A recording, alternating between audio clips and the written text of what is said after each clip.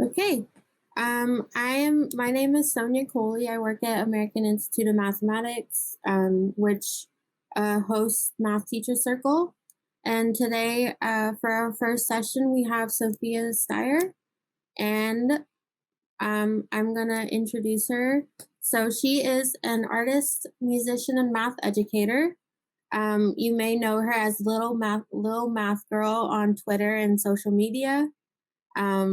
She is ambassador for Global Math Project. She supports several agencies and equality and play. And play. She's part of the. She is a PhD candidate for Johannes Kepler Universität-Linz, researching STEAM education. So, without further ado, I ask Sophia to pop up. And I will hand it off to her. Have a good second. Thanks, Sonia. How are you guys doing, first off? Good. Awesome. That is really nice to hear because life is crazy. All right. Okay, so today is high-low math. It's nice to meet everyone from California. I'm in Pennsylvania, by the way, so it's not as hot or cruddy or any of those things that I've been hearing about in California. It's definitely not 110 or 116 degrees. What I do in math is I am not in the math classroom. I am a tutor for parents and students. I'm that bridge between the classroom and the teacher. I get students to play with math, to understand it a little better, to explore it more. And I get the parents off the page of that's not what I did when I grew up. So that they understand what they're doing in the math classroom, that it's flexible, that it's not just about mimicking, it's about understanding. And that is what I'm tasked with doing on any given day. So today we are going to play with math, and we are going to play with twos, a little bit of multiplication and division. Does anybody have any questions before we start? Because I would like to just dive in. Great topic. Thank you. I'm going to call you BB because I can't see the name. Is that your name, BB? Bridget. What grades are these activities for? I would say third grade up to 12th grade. There is a way to do this with smaller children at the K through 2 level. You can break it up using like, I would say blocks and Cuisenaire rods, because they are capable of separating things into two and doubling numbers. But I would say the understanding, that's a little tricky. I would say third to 12th grade, and anything higher than that. For me, high-low math, low-high, high-low math is about everybody being able to start, and then at some point, everyone getting stuck. It's about looking at things and conjectures and questioning, and twisting the math a bit so that getting out of that construct of this is the only way to do math. Okay, so before we start speaking about this is the only way to do math, I really wanted to talk about this for a split second. Has anyone been aware of the math thing on Twitter? I'll call it the Brittany Marshall paradox. Anyone? Okay, Brittany Marshall is a young PhD student, Black woman who made a statement on Twitter about 2 + 2 = 4. She said that it is a construct of Western civilization and colonialism. And that exploded Twitter. Not only did it explode Twitter, but it went through the news and people are petitioning her university to let her go. How could such a person exist in the education system, so forth and so on. And there have been teachers that have tried to support her in the, well, 2 plus 2 doesn't equal 4. And I wanted to talk about that because that wasn't her point. Her point was not that 2 plus 2 doesn't equal 4 or can't, because we all know that we can take that and turn it into multiple things. We can put it in binary. We can say, as one person did, if you take 2 raindrops and another 2 raindrops, put them together, you have 1 raindrop. That wasn't what she was talking about. She was saying that in our world, there are things that we just take for granted. Someone has told us 2 plus 2 equals 4. It's how we represent 4. That's how we do it. There are places in the world in which they do not represent 4 that way. They will give you 4 fingers and they will count them individually. You can switch the language and there's something else. And what she meant was that we need to question our society and we need to question what people present to us. Why is it that we just take everything for granted? And I thought she had a good point there. And the reason I bring it up is because we are working with twos today, and there have been several teachers that tried to back this up and things like that, and the rain has just fallen down on them, and they're being told, that that's ethno-mathematics, or it's for teachers that are sensitive, and there's no place for that in our society. And I come from this point where I approach people and I say, what I need you to do when we're working is, I need you to be able to imagine that 1 plus 1 can equal 3. And of course, everyone looks at me and says, that's not possible. And what I say is, we haven't found it to be possible. But if we don't take math and conjecture and hypothesize and imagine it being able to show us something else, we never move math forward. It just never goes anywhere. It stays this history that we do, as opposed to an endeavor and how to express our world mathematically. And I think that's the thing that a lot of students and a lot of parents miss from the math classroom, is that math is an ongoing creation. What we teach are the basic skills that you need in order to function in our world mathematically. And people need to understand that there's more to it, that we're pushing the science of math and how we approach math and what we think about math. And it's when we start to get into that brain, that's when kids start to actually play with the numbers. And that's what we want. I don't teach any standardized tests or anything like that.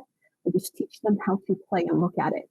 Think of like a road. If you're going from A to Z, you can follow that map from A to Z, but if there's a roadblock, you've got to find another way to get there. It may not be the most efficient, it may not be the most practical, but you know there's another way to get to Z. Okay, so that's what we really want to try to do today. Okay, yes, it is ingrained in nature and art. Yes, absolutely. All right, so we are going to start playing because that's enough of that, and I want you guys to get lost in math today. Okay, I'm going to share my screen as soon as I get it set up here, because I want you to see this. So 19 times 85, and I would like you guys to do that in your most creative way, without doing it as a long multiplication problem. So I'm not going to give you any hints or anything like that. This is just a warm up, and then we're going to go to another problem. But it's about flexibility. I'll give you a few minutes.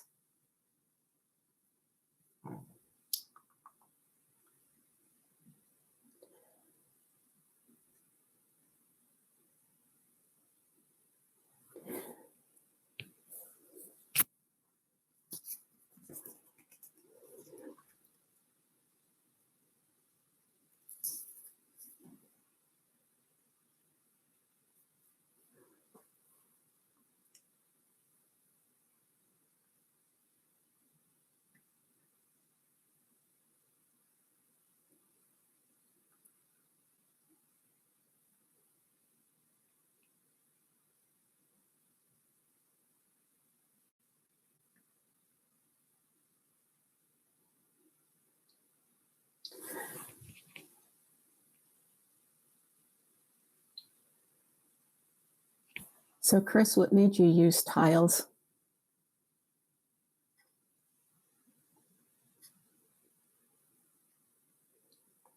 If I could find you. Chris, can you hear me? I can. What made you use tiles? Oh, I teach in a VOTEC. it is the world's easiest way to teach area. Area with tiles. That makes sense. Okay. I do what you would normally do. I put the kids in the hallway and I have them count tiles. And right, kind of like a multiplication grid. That would make sense. Exactly. Okay. Well, that makes it visual, which is good. Yeah. Okay. I was thinking like maybe it's a lot deeper than that. I always love when it's like, no, it's because, no, it's because I like flowers. Right. Very cool. Okay. So I see like everyone like breaking it up, decomposing the numbers.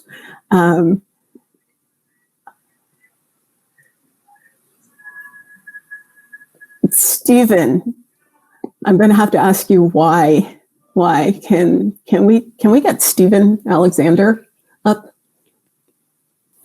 What made you? Oh, I just like that method of multiplying. You just like that method of multiplying. Okay, I was like, that is quite the long way. It comes in handy sometimes, like 19 times 21. Okay, yes, absolutely. I like it. Not so handy this time, but it was fun. No, but I like that because what we're about to do, people often talk about the efficiency of it, and math isn't always about efficient. You don't learn different in multiple ways if you're just looking for the quickest route to the end of it. If we want, students to think, diversely about math, then they need to know that, yes, we want to get them eventually to that quickest route, but they need to know how to get there in other ways also. So I think that was pretty cool. Thank you, sir. Okay, I am going to give you guys my screen again. And now we are going to get into our problem for today, or 2 or 3. And let's see here. Okay. I like this quote. If students are not actively engaged in mathematical struggle in a safe and supportive environment, then they are not engaged in mathematical thinking. They are engaged in mathematical mimicking. And that is from Math Recess by Sunil Singh and Christopher Brownell. And too often times when children are doing math, their mimicking is mistaken for what they understand.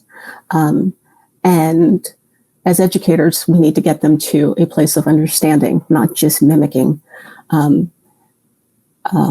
what people are doing. They need to be able to talk through it, to reason through it, to come up with their own way about doing that. I read somewhere where someone said, you want to give them their voice as long as it's a reasonable voice. And I thought, no, you want to give them their voice, even if it's unreasonable. What you want them to do is send them back a little bit and make them prove their conjecture. Can they prove their unreasonable idea? Because the thing that we have to remember is that they are learning. So each step that they learn, it's something new to them. It's not new to us. It's not a new discovery to us, but it is a discovery to them. And you have to give them that space to, delve into their discovery. And sometimes you'll find out that what they've come up with is possible. Not too long ago on Twitter, there is a paper artist who folds paper, and her student kept saying, let's try to do this 24 times. The teacher told that student all year that it was not possible, until the student showed her a video of a couple of other kids folding the paper in that manner 24 times. So there are things that we can learn from our students. Vulnerability is what I try to get people to understand most. We have to be open. We have to extend trust in order to change a mindset and allow for growth. And vulnerability is that space where we give permission to make mistakes. If we're not making mistakes, Miles Davis actually says this, if we're not making mistakes, then it's already a mistake. We have to give students that space. And I think that's one of the things that in math in America, anyway, we are pressured to be right all the time. We must know it sooner. Those people that are considered with math brains or students that are more mathematical, the separation is speed and accuracy most of the time on paper. And unfortunately, that scarlet letters students that are still trying to figure it out or unsure, and it will silence their voice. I have students that will say, the teacher never taught me. The teacher never showed me. And I'm very careful never ever to say, are you sure the teacher never told you that? Are you sure they never showed you that? Because in doing that, I take away their validation. So we start from that point of, okay, the teacher never showed you that. And let's take it from there.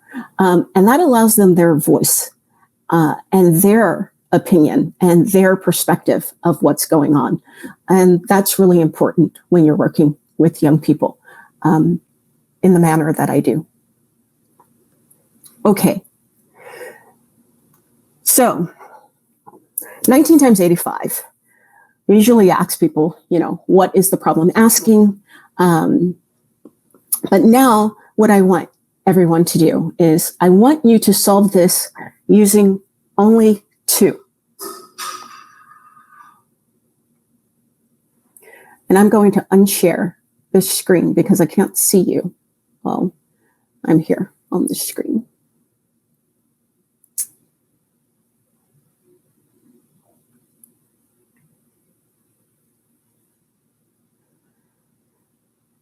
And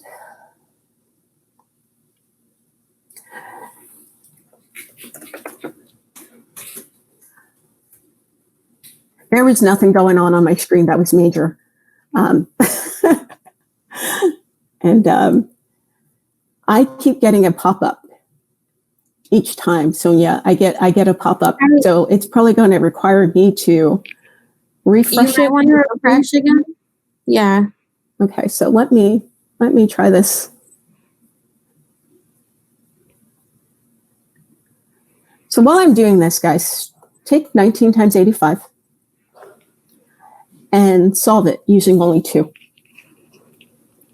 And I'm not going to add any more to that when I say that.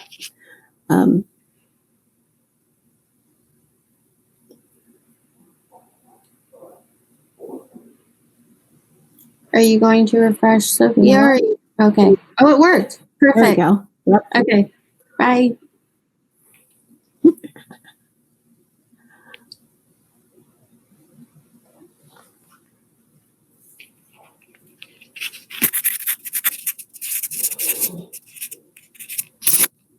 So usually what I ask students is, what is this question asking?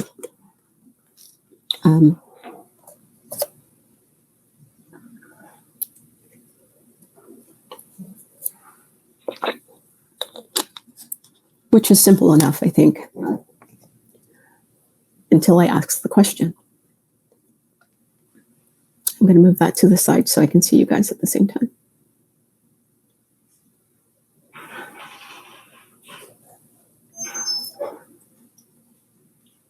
Using 2 what, please?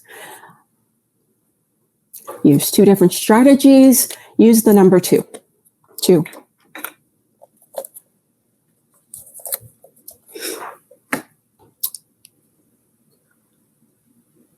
Think of what I usually say to high school students is think of everything you can think about of 2 and try to apply it to the problem.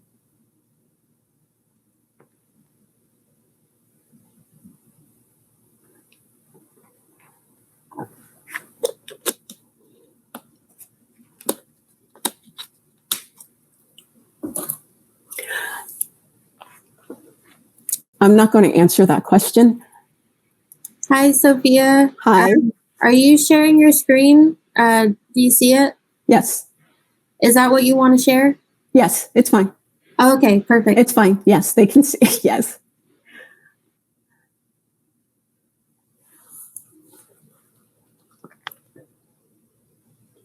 It's too small.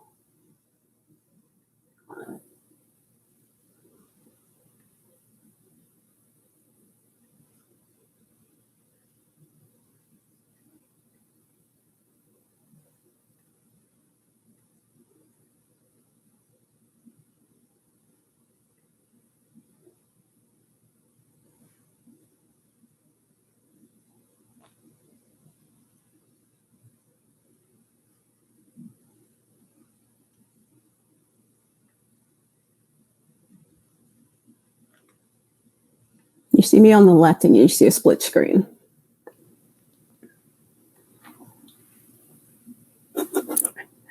My traditional brain can't handle this. You shared your screen, include yourself in the chat. Yes.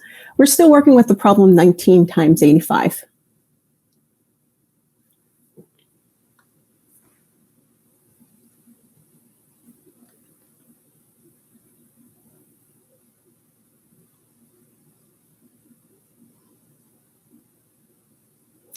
Yes.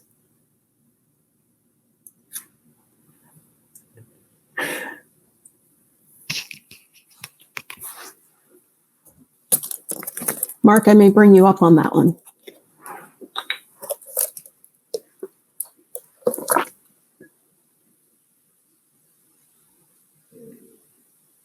Okay, so I'm going to come back to you guys. Mark has said Russian peasant math multiplication. Does anybody know what that is? Anybody else?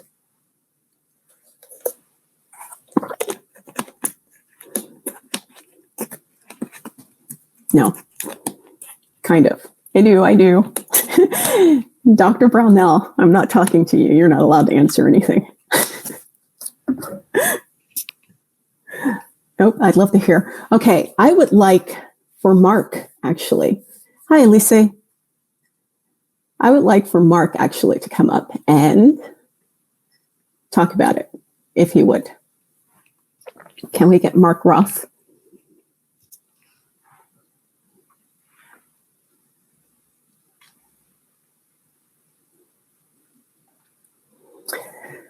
This is sometimes steeped in Egyptian math, Ethiopian math.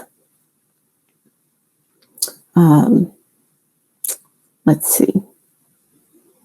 The Romans did it. In parts of Russia, they still do this. Hello, Mark. Hi, how are you? Good. How are you doing? Good. Okay. You want me to describe the method? Absolutely. So I wrote down 19 on the left Mm-hmm. and 85 on the right as column headings. Yes.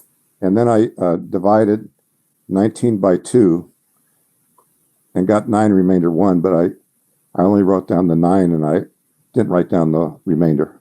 Mm-hmm. So underneath 19, I had 9. And then I did that again. I divided by 2 and I got 4 and I didn't write down the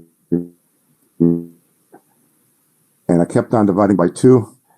So I got 19 and then 9 and then 4 and then 2 on the 1. And that's the left column. Right. On the right, I started with 85 and I doubled. So I doubled 85 and got 170, doubled 170 and got 340, and doubled 340 and got 680, and doubled 680 and got 1360.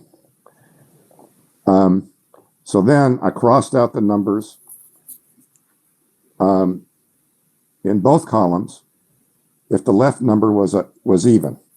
So I crossed out 4 and 340, and I crossed out 2 and 680.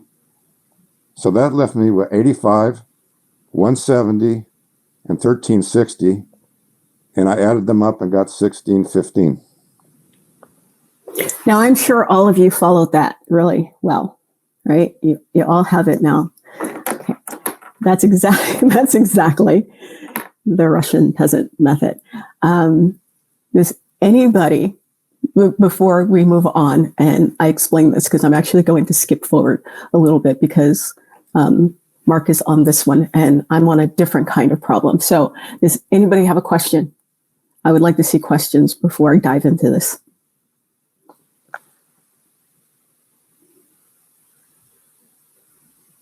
So everybody understands what he did.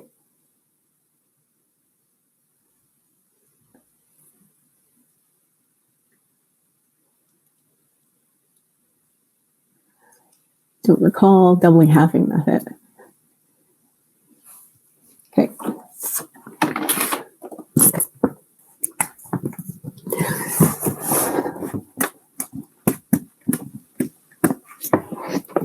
So 19 times 85, the Russian peasant method, is exactly doubling and halving method. But does anybody know why you get rid of the numbers that are next to an even number?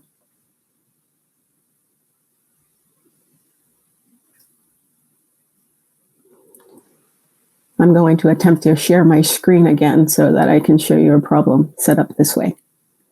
And then I would like you to think about what you notice and what you wonder. Okay? Let's see if we can do this. And my Chrome tab.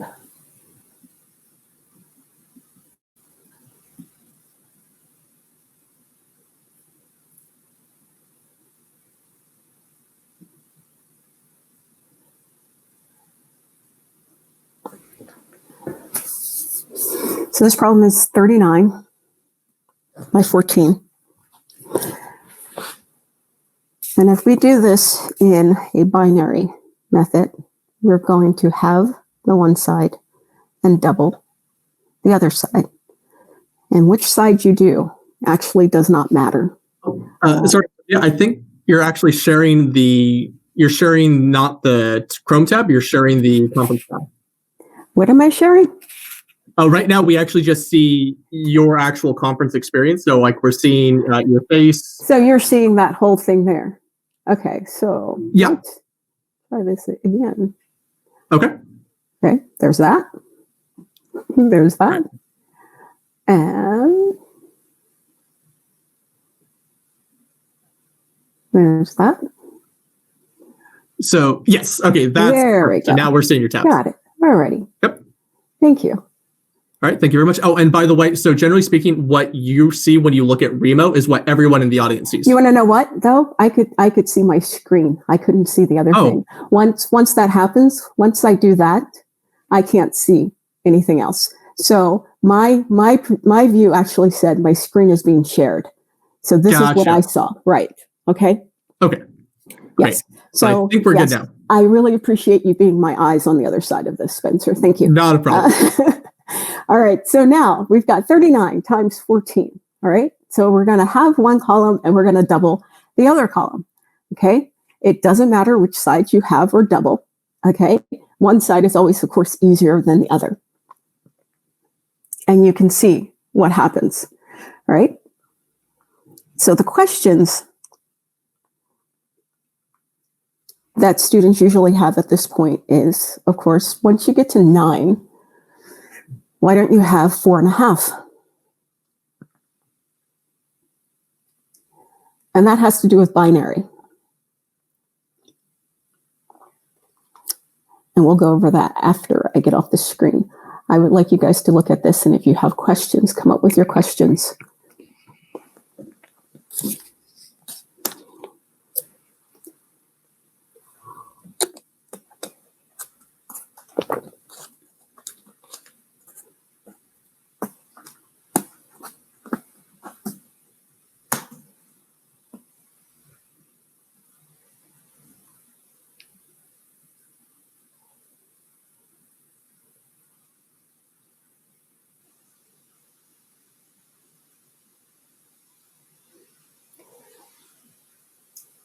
As we're going along, people, just tell me like if I'm going too fast or too slow or anything like that, because sometimes the silence on this side of the computer tends to make me move a little faster than I should.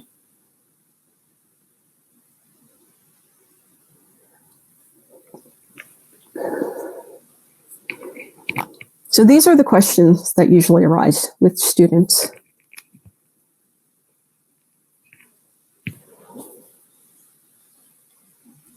And their education facilitators. Is this efficient? And do we call this multiplication?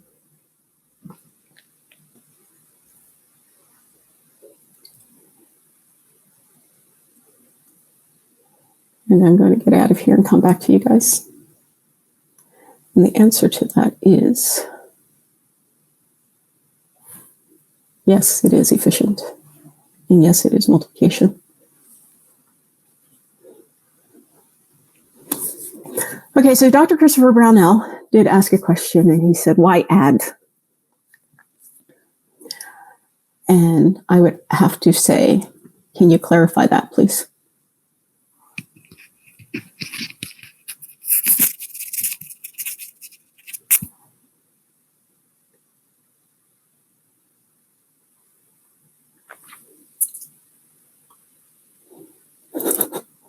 He also asked, wait, I thought we were multiplying. We are multiplying.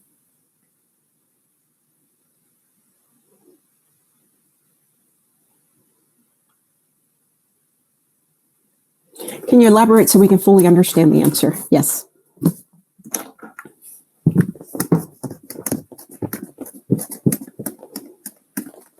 Can we put Dr. Patterson up, please? Thank you.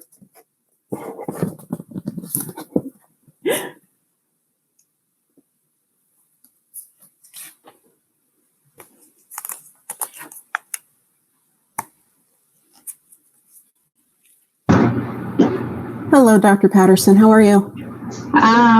Trying to understand why it is that we get rid of the odd numbers. We actually keep the odd numbers. We get rid of the even numbers. I'm sorry, the even numbers. Right. Yes. So this is the easiest way to understand it. So let's think of 2 in binary, right? Mm-hmm. It's 1, 0. And if we were going to add another 2 in binary, it's 1, 0. So when we add those, we add these pretty much like we would add. So you get, I should actually have this the other way probably. Okay, so you have 0 and 0, that's 0. But 1 and 1 in binary, an even number, gives you that, right? Mm-hmm. So notice when you have an even number here, this is your place value, and that's your carryover. That's what's happening when you're dividing these numbers in half. So your carryover is happening, and you get rid of them, because if you're looking at the problem, if you look at this problem, I will do the 39 times 14. Where we get rid of the 4, our answer is 546. But where we get rid of the 4, if we did 4 times 112, we get our 448. If we get 2 times the 24, the 2 times 2, 224, and I'm going to put this problem back up so you can see it. We also get 448. They're repeats also. So 2 things happen when you're doing Russian peasant math or when you're working in the binaries, okay? There is a duplication with the even numbers. And then also in binary, it's the carryover. Okay, so anytime, I'm going to bring this back up because there's something else I'm going to show you within the numbers. So anytime you're working with the binaries and you're dividing, anytime where you have that even number you need to get rid of it because it is literally a duplication of other numbers there. And it's also the carryover, it's a 0. Okay, so I'm going to put this back up so you can see it because that is a really convoluted statement that I just made.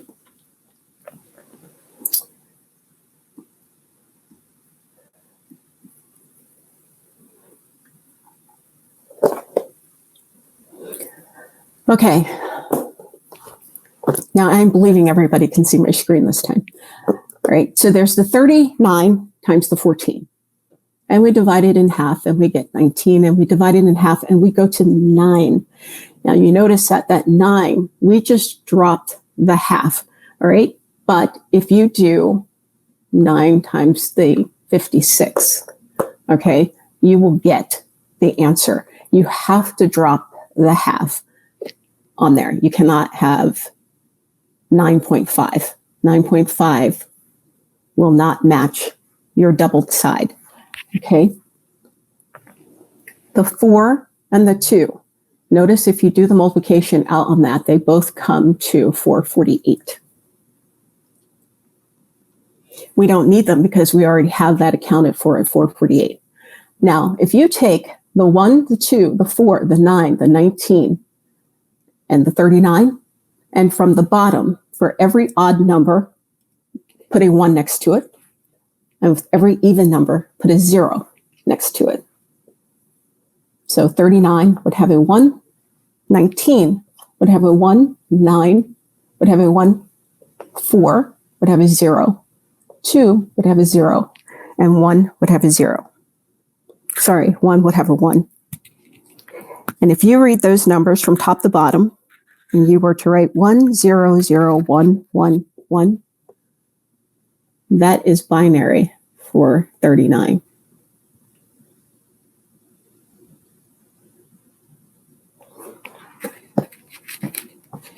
Let's do that with a simpler number. Let's take the number 12. So when we take 12 and we divide it in half, we get 6. Divide it in half again, we have 3. Divide that in half one more time, we're going to have 1.5. Now, of course, we don't need the half. We only need the 1. So now if we were to take and put a 1 next to the odd numbers and a 0 next to the evens, we get 0, 0, 1, 1. And 1, 1, 0, 0 is binary for 12.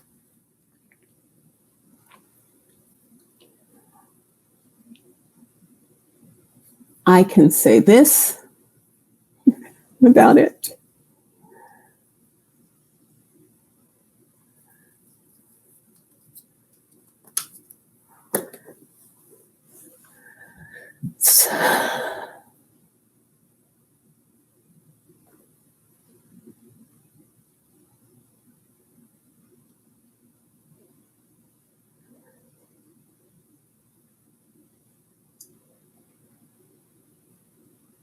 Again, so you guys are only seeing like one side.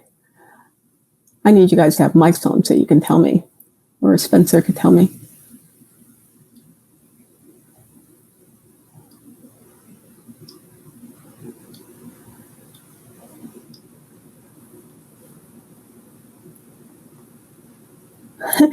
So glad that Dr. Patterson was having the same problem. 12, yes, I can give the visual of doing 12 again.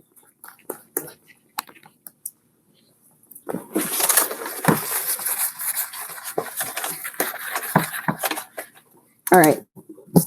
My marker board is looking a little cruddy here, but we have 12. And then we have 6. And then we're going to divide in half. Right, exactly. 3 and 1. Okay. So where there is an odd number, okay, I'm going to show you another thing about that. Okay. Where there's an odd number, we put a 1. Where there are even numbers, you put zeros. Binary for 12, starting from the bottom up, is 1, 1, 0, 0.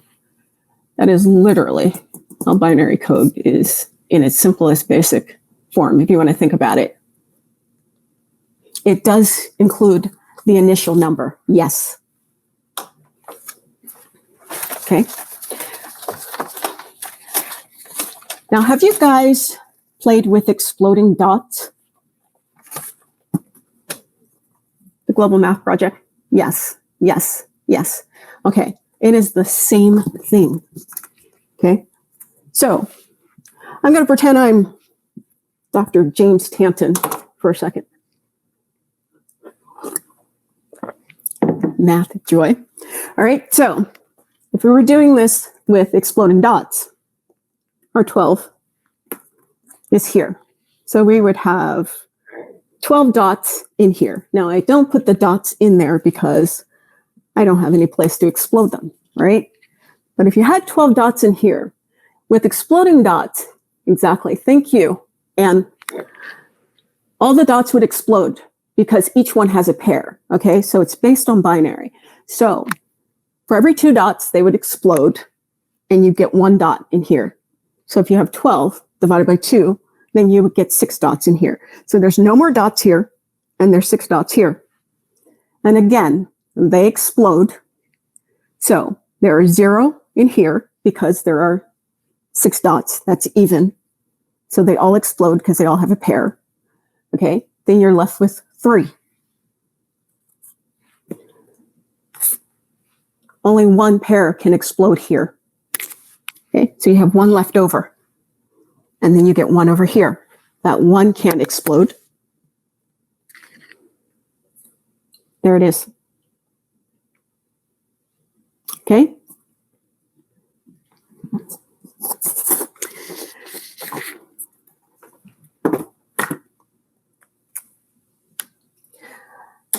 Dividing and doubling is a good way for students to, why do you go in the opposite direction? We're actually not going in. We're actually not going in the opposite direction. Think about it. Think about when we're doing addition and subtraction, okay? Or subtraction or addition, anyone. We start on our right side and we work to our left. But how do we read numbers? Left to right.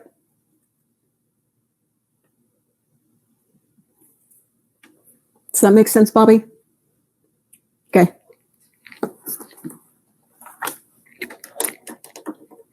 You're welcome. Thanks for the question. Mind blown. I'm glad you guys are seeing some different things in here. I'm always, a little kind of leery sometimes when I'm doing these. Okay, I want you to do one more. Okay, and I want you to think about this one as you're doing this. Okay, think about what we've done so far and what you know about math. Okay, the problem is 21 times 173. 21 times 173.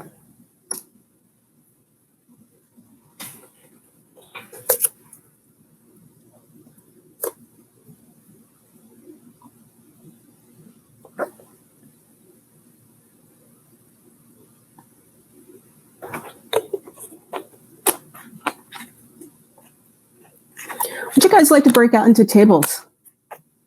Okay, I will admit I'm still struggling with this, but I'm trying to figure it out based on the picture from before, the 39 times 14. Well, I tried a different problem before she went to the 21 times 173 just on my own. Okay. And the problem that I had was my own computational error on doubling twos. Okay. But it again, just like she said, to me, it's not more efficient. To me. But that's just because the way I'm 53. I mean, I was taught a certain way, math a certain way. But I think my kids would love this because most of them would feel much more able to do times 2 and half of something else, drop the remainder than I do. So I'm trying not to view it through my own eyes. Yeah. Yeah. I think it's kind of just one more algorithm, right? Because everybody had a different favorite way that they did the first warm-up problem, right? Yes. So I guess point being, it sounded like she was saying we're not talking about efficiency in absolute terms, is this the most efficient? It's just sort of more like, is it a efficient method. And I guess for some problems, probably it I think I was reading another thing in the chat about the whole binary thing. I like one of the best courses I took in college was history of math, actually, history of mathematics, and just talking about binary and base 60 and all that kind of stuff is really pretty fascinating. And their phones, like the person in the chat said, their phones are working on binary. That's real world. So.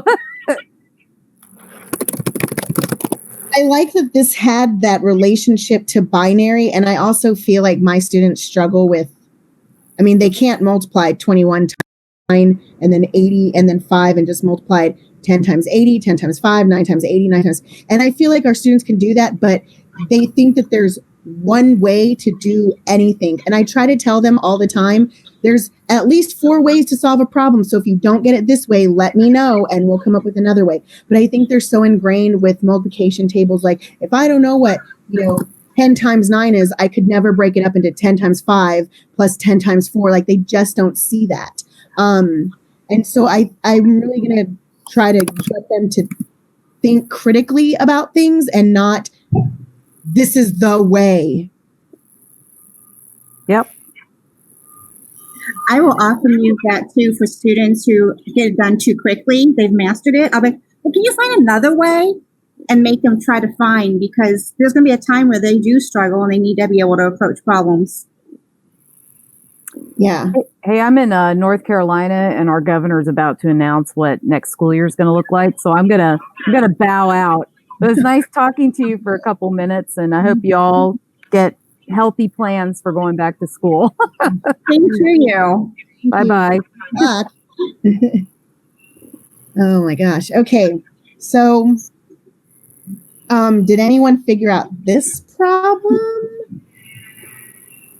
Not yet. Okay. Well, what I noticed is that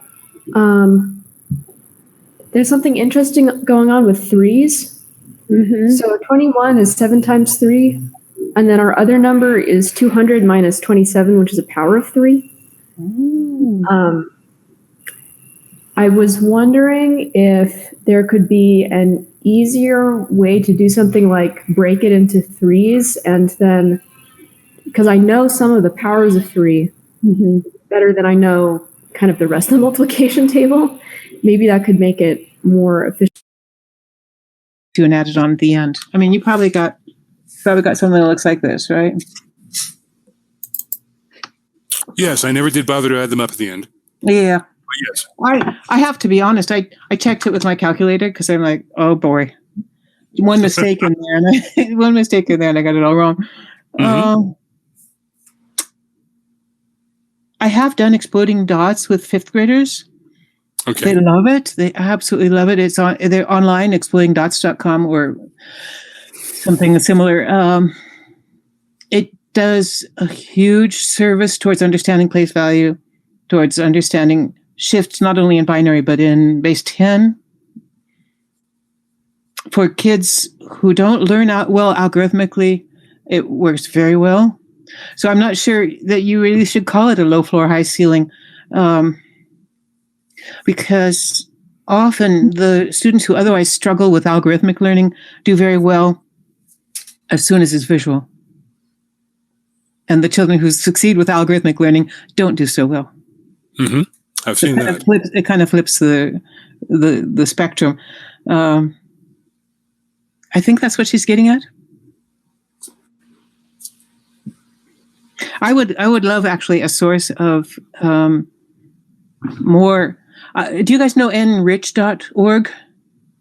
NRICH, enrich.maths.org. That has a lot of really good low floor, high ceiling. So does Joe Bowler's site, of course. Joe Bowler, of course. But yeah, but enrich.org has a bigger quantity. It's British.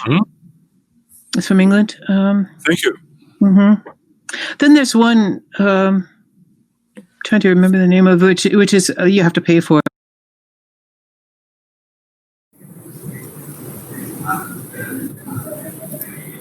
Okay, now I was kind of lost on what we do next. Do we cross off all of the even rows in the having column? Yes.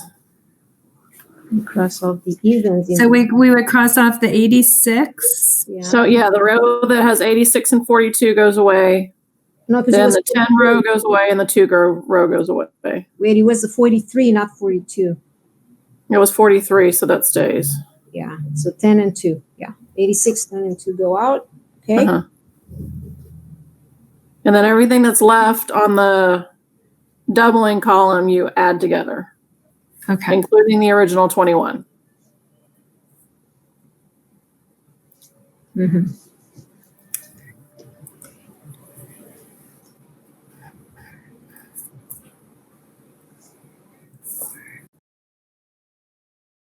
Yeah, but I don't understand how you're comparing it to the other thing. But I see it works. I don't see how or why, but I see it works. Kellen, we can't read what you're holding up. It's not working. Calvin, you could talk. I didn't realize that I was holding anything up. Sorry, I was looking at it on my end.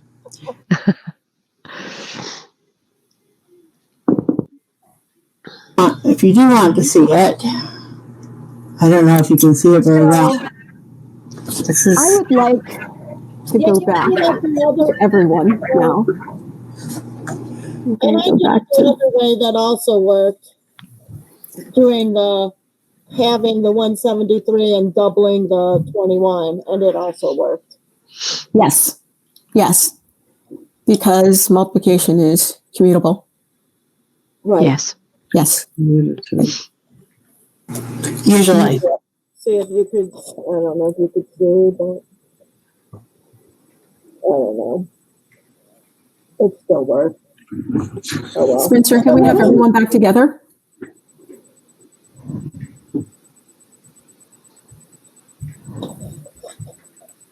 So is that what you wanted us to do? Try doing it this binary way? I like what you did. I'm going to throw another curve at you in a second.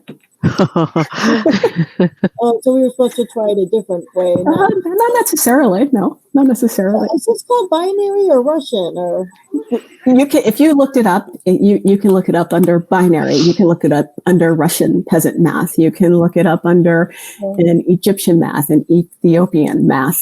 You can look it up under doubling and halving. You can find it, like I said, with James Tanton by looking up the Global Math Project or Exploding Dots. It's cool, but it seems harder to me than just doing 173 times 21 the way. Well, absolutely. This is really not about kids multiplying 173 and 21 in the traditional way. This is really about getting them to play with the mathematics, to play with numbers, to see what happens when they do it different ways. So that the biggest thing that I find with math is that, math is that thing that happens in the classroom. We bring science home. We bring language arts home. We bring gym and art home. But math is that thing where it's like, okay, the sooner we get that done, the better. They just want to get it off the table. And what my goal is for kids to keep that math on the table, put it out on the floor, leave it there, let parents and children, marinate in it for a bit and play with it so that they're not so afraid of math and they don't have that anxiety that comes with it so often because they've just been fed it's difficult. It is a difficult thing and it is very abstract. We have taken our world and we've put it into these symbols and they have to memorize what to do with all of them. That is daunting and nerve-wracking for a lot of them. And what they need to get used to is, they're going to be wrong. We are all wrong at this at some point. And I don't think they get that picture as often. Do you think they're okay to do this rather than just get too frustrated with it? If a child is getting frustrated with anything, I think you need to pull back on it. We most definitely don't want them frustrated with it. And I watched you guys do this and I watched you struggle with it. And there is one little thing that I noticed that you did not do. Like I said, this isn't something, we don't grow up with this. So this is not an efficient method of mathematics for us, of getting that done. You know, in our country, people would say, why are we even multiplying it the long way? Why don't we just get a calculator and do it? But that calculator does not show anybody what they're doing with the numbers, or the reasoning for it or anything like that. Okay. Or the relationships between different numbers and what's happening. So I'm going to let you guys in on something, because I'm not. What grade do you give this to them? I start this in 3rd grade, but I also use problems with these bigger numbers. I mean, right, exactly. For a 3rd grader, I think. Right, you do not want to give a 3rd grader. You do not want to give a 3rd grader a problem, right? What grade? A problem like this, I'd give a high schooler, easy. A problem like this one, because there's a lot that can be done with it. A 3rd grader, you just want to keep those pretty much at that double digit, possibly on one side, a single digit on the other side. Once they start to get the handle of it, they will move themselves up to other numbers because they want to see how big they can get it. Now, the thing that's going on with this problem that I was hoping that you would see, and I really want to get back to group, is you didn't have to divide the one side in half. If you would have doubled your right side, Spencer, I would like to come back to a group, to everyone. You do it right now? Okay, yes, and then I'll explain this to you guys, okay? I'm intrigued. I'm just giving them a slight 30-second notice, so that way it's not too hurry. That's wonderful.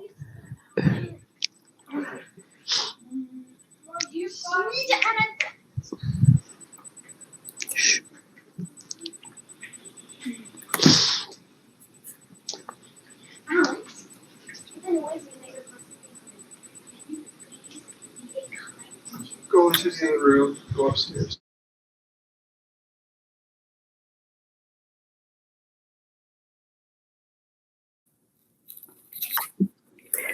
Okay, everyone. Well, I said it in our group and we had a really good conversation. Of course, the first being that the problem was a little difficult. And what age group would you give this to? As I said, you can do these problems from K through 12. Of course, you need to adjust them for your students. So although primarily I work with these problems from a 3rd through 12th grade level, that problem is not a problem I would give a 3rd grader, not unless they were just, absolute, I need the challenge. Okay. So the group that I was with, they did the double and halving of everything. And they found that to be quite the challenge. Did anybody do anything a little different or notice what they could do?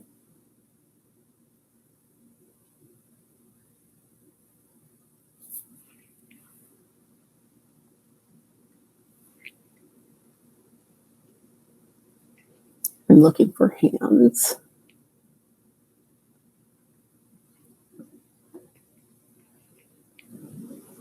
You switch the order. Okay, so can we talk to Ruth? Can we bring Ruth up?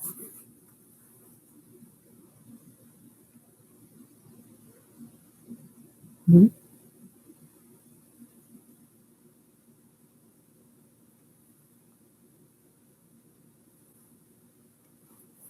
Hi, Ruth.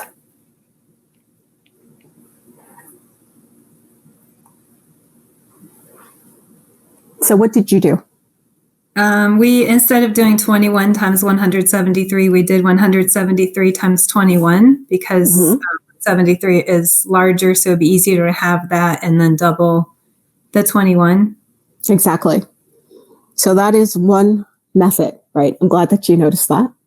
Flipping it makes it easier, or inverting the problem makes it easier. I should not say inverting the problem because it didn't invert the problem, commuted the problem. And then there was one other thing that could be done that I was looking for. Did anybody not divide?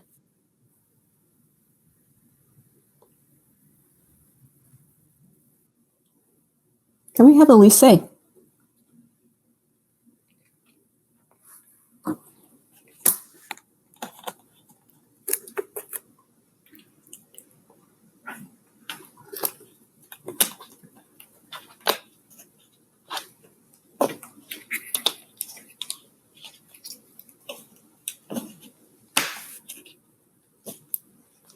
Because I really like that, what you did.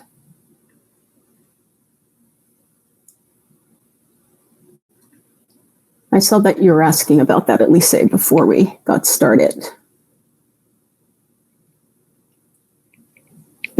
Pressure cookers are going off. Okay, no worries.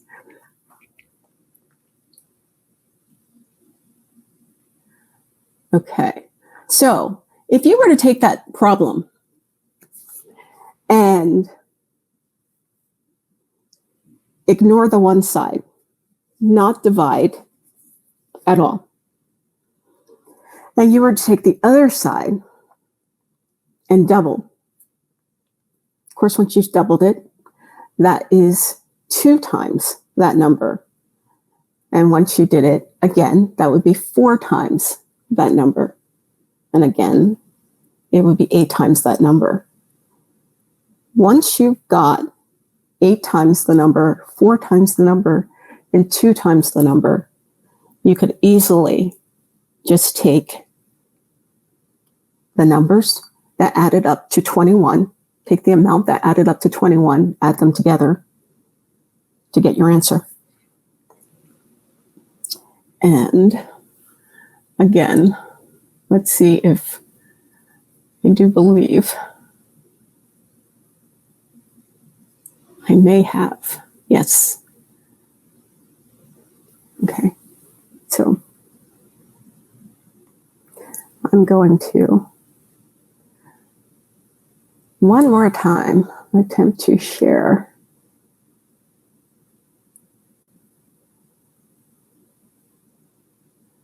my screen.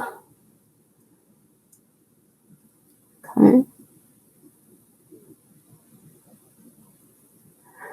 All right. So we see this problem here going back to our 19 by 85.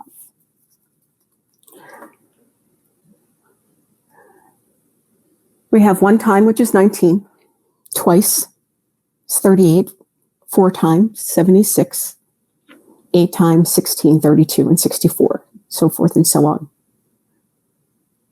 With those numbers right there, knowing this, I now know how many times, 19 times, each one of these are.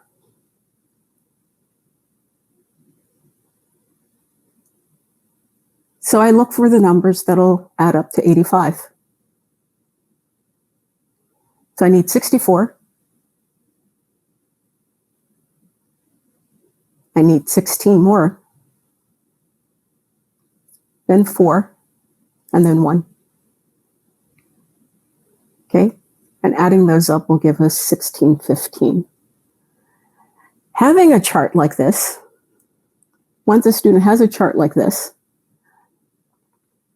they should be able to realize now that if they have 19 times 6, that they just need to take their answer for 4 and 2 and put them together.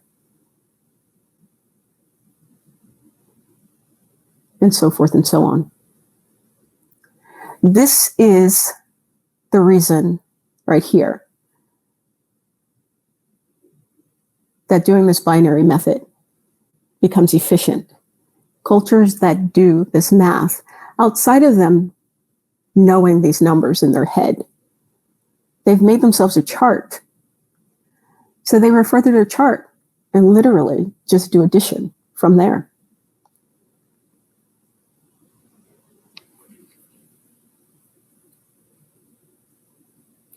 I'm going to get out of here because I can't see you guys again.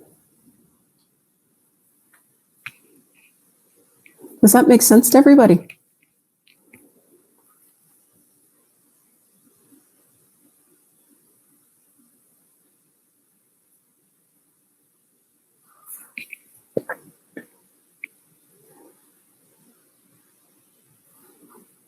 Yes, you do, Stephen. You do include the first number.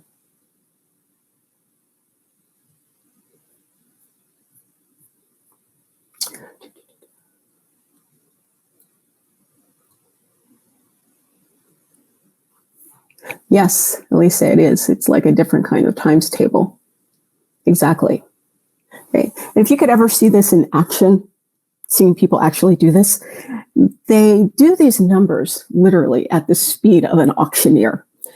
It is quite impressive seeing cultures that actually work with these numbers, do these numbers like that. That is not the goal for students. However, the idea is so that they can see different ways of doing multiplication and also starting to understand a little bit more, especially when they're younger, about what they're doing with the numbers, because it literally takes it back to doubling and halving is a lot closer to understanding addition and division, than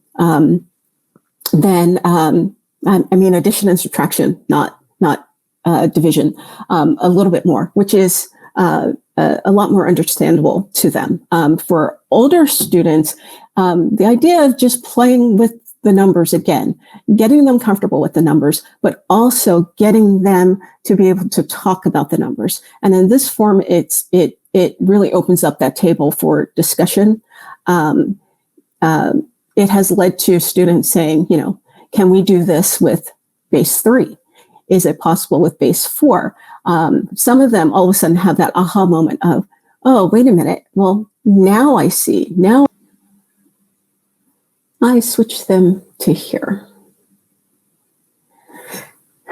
And I send them home with the problem that you just did, looking really close to the same thing, but different. And I said, what do we do if we wanted to use binary, but we wanted to do a division problem? And that's where I leave them for the evening. When they come back, sometimes they have answers. Usually they have more questions.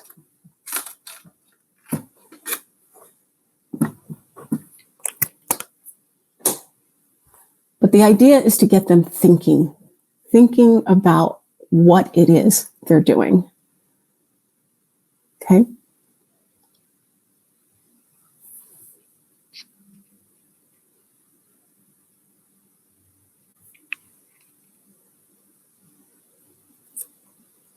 So,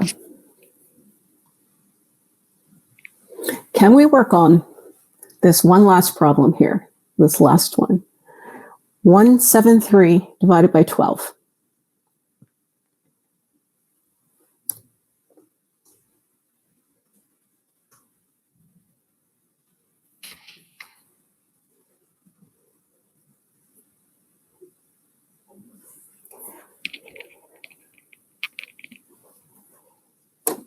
In the same fashion.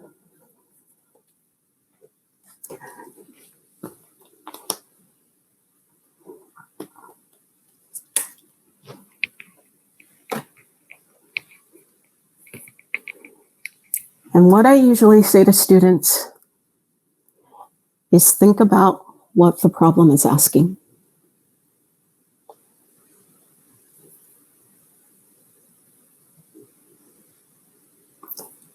Which is what I'm sure we all say to students. Think about what the problem is asking.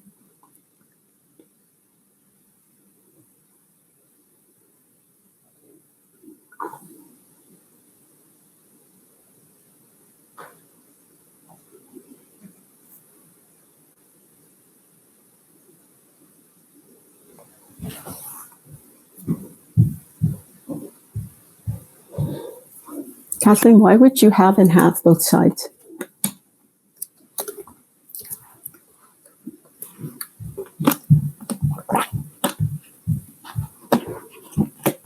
Yes, Elise.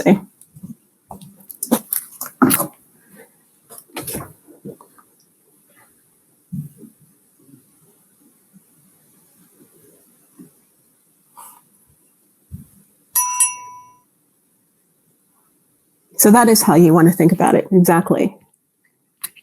Exactly. If we have 12, exactly.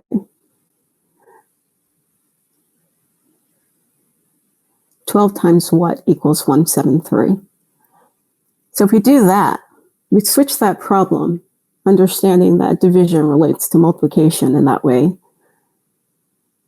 And then if we keep doubling the 12, we do exactly the same thing that we did with the other problem.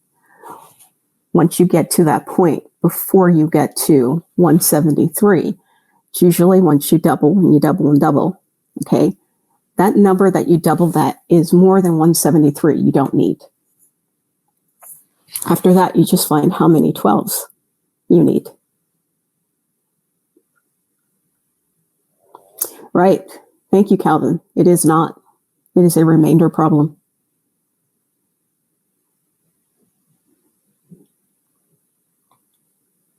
And this problem I do not do with third graders. I do it with fifth graders because of the remainder.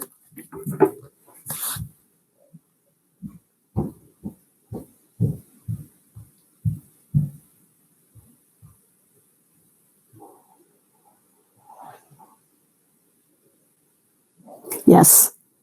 Yes. That's a whole other topic.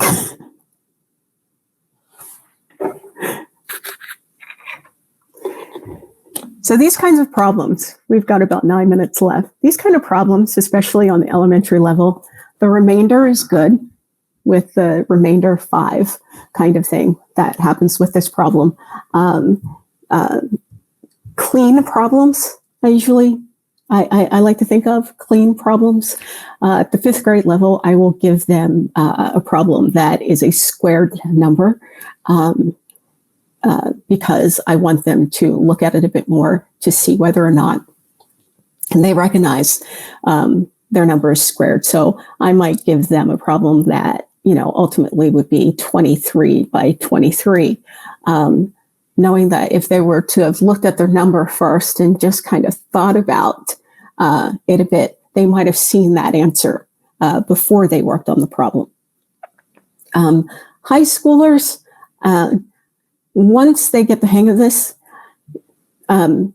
I would like to say that I twist the math on them, but I would say that they twist the math on me.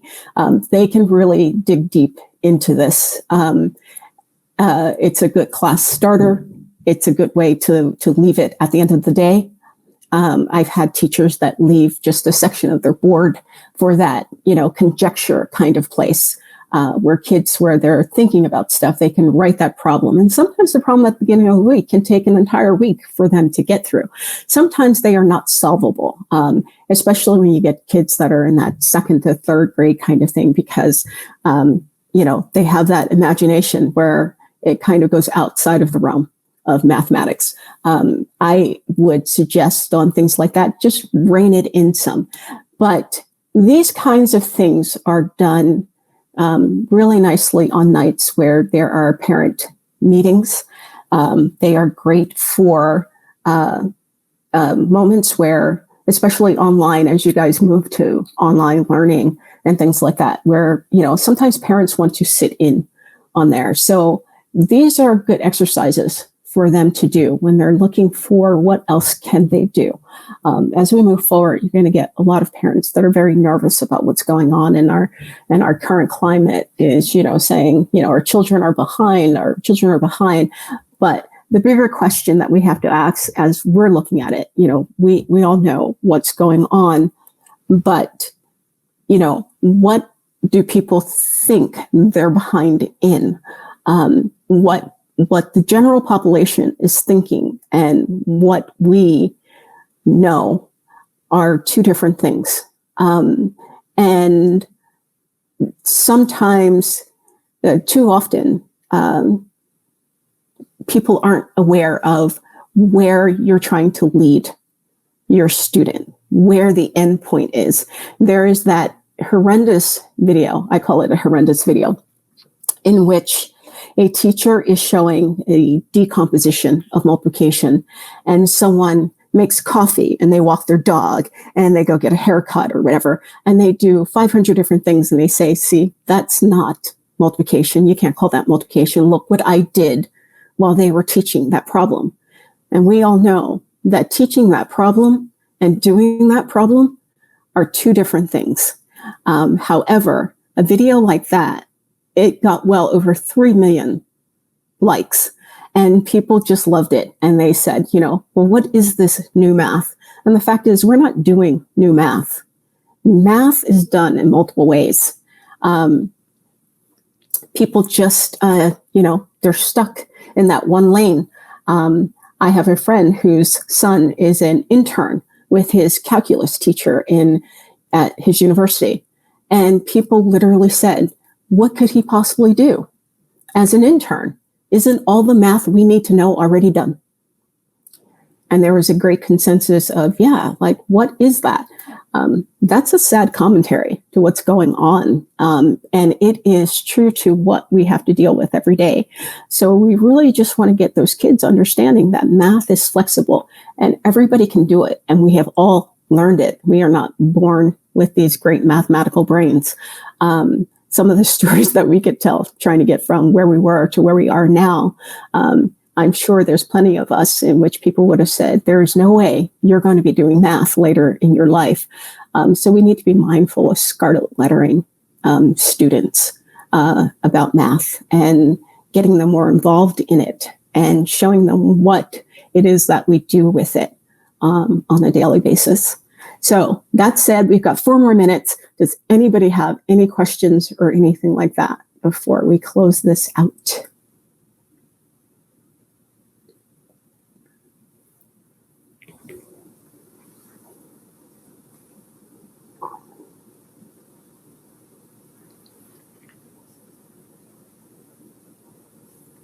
Thank you. Was this a good session for you guys? I'll ask you a question. Was this a good session for you? Thank you.